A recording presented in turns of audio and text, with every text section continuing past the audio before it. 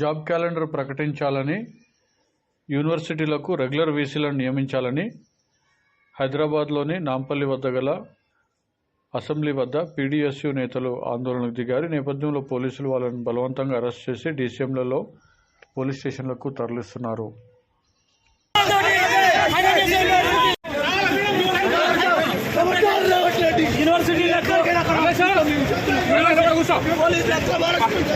యూనివర్సిటీలకు రెగ్యులర్ వీసీలను నియమించాలని చెప్పి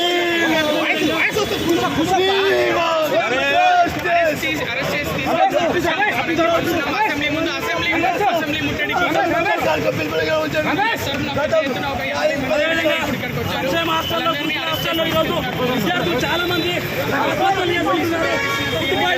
అధికారుల నిర్లక్ష్యం పట్టించుకోవడానికి పరిస్థితులు కొనసాగుతా ఉంది.